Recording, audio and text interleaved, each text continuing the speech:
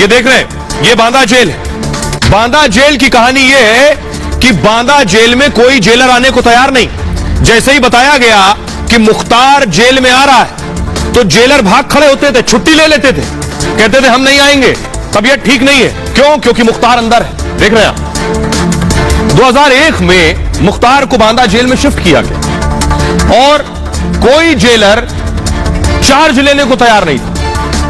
बाद में 2 जेल अधिकारी यहां भेजे गए और जून 2021 में बांदा जेल में रेड हुई। जेल कर्मचारी मुख्तार की सेवा में जुटे हुए थे जब रेड हुई। डिप्टी जेलर 4 गार्ड को फौरन सस्पेंड कर दिया गया। मुख्तार जिस जेल में होता है कोई सुपरिंटेंडेंट टिकता नहीं है जेल के अंदर। सुपरिंटेंडेंट की अचानक तबीयत खराब हो जाती है डर के मारे, या फिर लंबी छुट्टी ले लेता है वो। पंजाब के जेल जाने से पहले भी मुख्तार बांदा जेल में बंद था। आपको बताऊं, तब भी वहां कोई जेल सुपरिंटेंडेंट नहीं था। मुख्तार की जब बांदा जेल में वापसी हुई दोबारा पंजाब के रोपड़ से लाकर, उन्नाव जेल के सुपरिंटेंडेंट को भेजा गया बांदा, जाइए आपकी ड्यूटी लगी है। कुछ महीने बाद ही सुपरिंटेंडेंट छुट्टी पर चले गए। कुछ दिन बाद उनकी भी तबीयत खराब हो गई। बाद में उन्हें लखनऊ भेज दिया गया। इसके बाद बरेली जेल सुपरिंटेंडेंट को भेजा गया बांदा, और लेकिन उन्होंने बांदा आकर ड्यूटी नहीं संभाली। कारागार विभाग से उन्हें चेतावनी भी दी गई कि जाइए ड्यूटी संभालिए। इस पर भी बांदा जेल आने को सुपरिंटेंडेंट तैयार नहीं हुए। 10 दिन बाद उन्हें सस्पेंड कर दिया गया। अब इससे ज्यादा बताने की जरूरत नहीं है, अब आपको सुनवा देता हूं कि सोचिए जरा, ये डर और ये खौफ ये क्यों है। किसी और से नहीं, पूर्व जेलर की जुबानी सुनिए जरा। उस समय मुख्तार वहां नहीं थे। मुख्तार का ट्रांसफर वहां से हो चुका था, आगरा ट्रांसफर कर दिया गया था, लेकिन उनके बहनोई थे। पूरी जेल समझ लीजिए 99% बंदी उन्हीं का था, आधा स्टाफ उन्हीं का था, बंदी रक्षक उनके थे खासतौर से। अब आप समझें कि वहां वो दरबार लगाता था जेल के अंदर दरबार लगाता था। आने जाने वाले डीएम एसपी बैडमिंटन खेलने आते थे। तो आपने सुन लिया, डीएम एसपी बैडमिंटन खेलने आते थे। 2001 के दौर में ये सब शुरू हुआ। अब आइए मैं आपको बताता हूं, जेल के बैरक के बाहर मुख्तार अपनी कुर्सी डालकर बैठ जाता था और मजाल है उस कुर्सी के सामने से कोई निकल जाए। देखिए सर,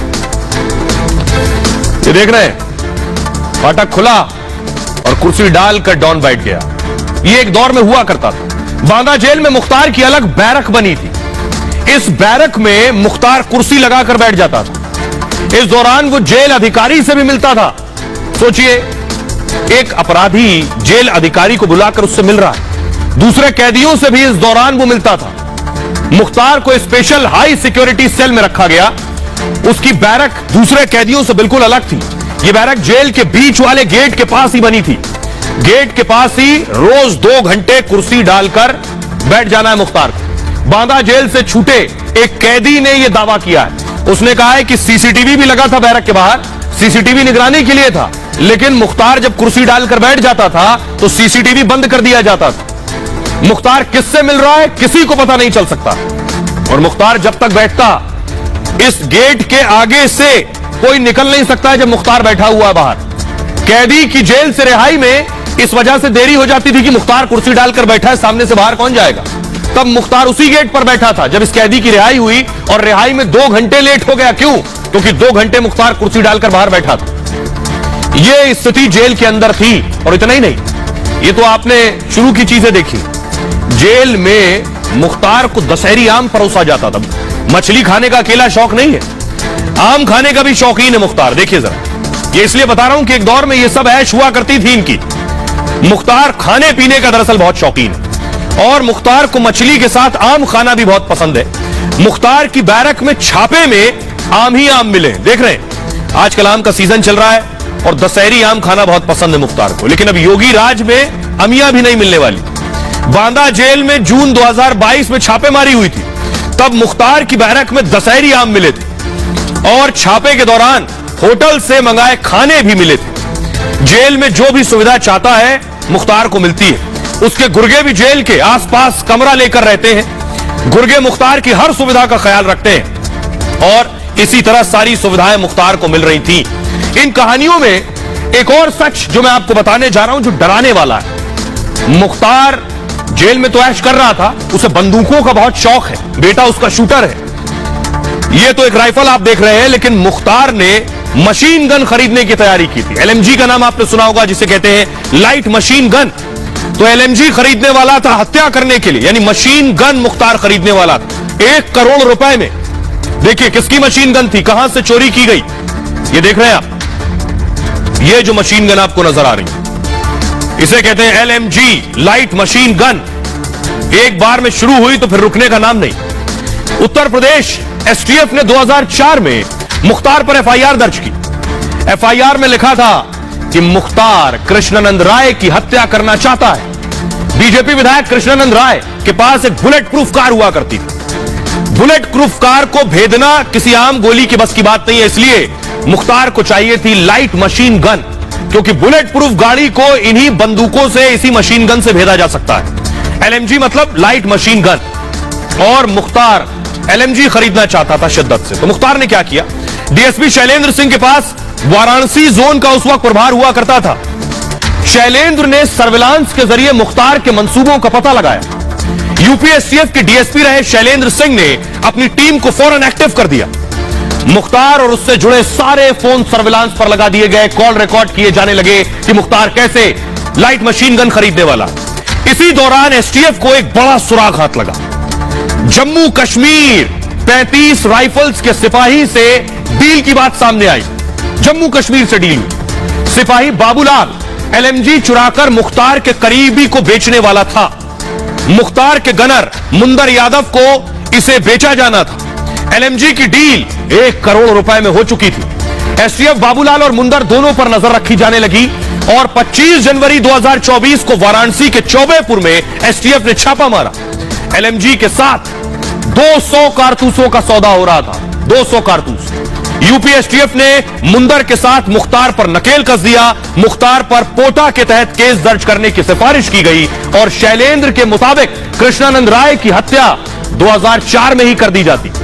एलएमजी कांड का खुलासा अगर नहीं होता तो कृष्णानंद राय की हत्या तभी कर दी जाती, लेकिन बीजेपी विधायक कृष्णानंद राय की हत्या इसी वजह से 1 साल बाद 2005 में हुई। अगर मुलायम सिंह यादव ने तब मुख्तार पर कार्रवाई की मंजूरी नहीं दी थी।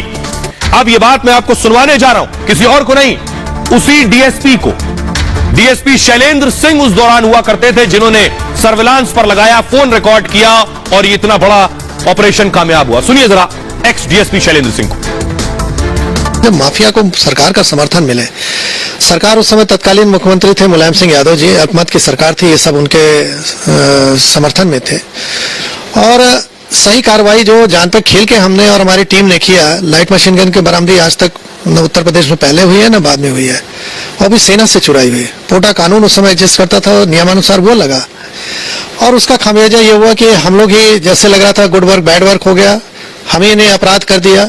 मैंने अपने रेजिग्नेशन में ये शब्द लिखा है, ये लाइन महत्वपूर्ण थी कि माफिया निर्णय ले रहे हैं, सरकार उस पर मुहर लगा रही है, तो हम जैसे ईमानदार अधिकारी कैसे काम करेंगे। फतेहगढ़ जेल से इसने अपने इनको फैजाबाद के विधायक अभय सिंह को फोन मिला लिया, कहा ठाकुर अरे मुन्नवा ने मार दिया कृष्णानंद राय को, होकर चुटैया भी काट लिया, और वो हमारे एसटीएफ के लागू में लाभ हो गया। क्या लग रहा है, मतलब तब जो उनको संरक्षण मिला था इसलिए और उनका आतंक बढ़ता चला गया था? बिल्कुल संरक्षण मिला, अधिकारी कुछ काम नहीं कर पा रहे थे। ऐसा था, अधिकारियों को काम करने से कोई कानूनन कोई रोक नहीं सकता।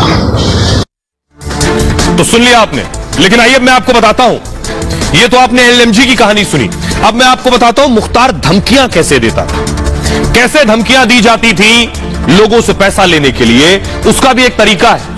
लोगों की एक कमजोरी होती है कि उनके घर परिवार के नाम पर धमकी दी जाए, तो मुख्तार की धमकी का भी यही तरीका था। गवाहों को डराने के लिए अमूमन धमकी दिया करता था, धमकी के साथ ही पैसे का भी लालच देता था। लोगों की पत्नियों और बच्चों की जानकारी रखता था। किसी गवाह को धमकाना है, कहता था बेटी का अच्छे स्कूल में एडमिशन करवा दूं। जेल में होता था तो कर्मचारियों से कहता था कि आपकी बीवी जिस स्कूल में पढ़ाती है वो स्कूल अच्छा है। आपका बेटा देहरादून में पढ़ता है, बेटी लखनऊ में पढ़ती है, लखनऊ के उस स्कूल में 8वीं में पढ़ती है।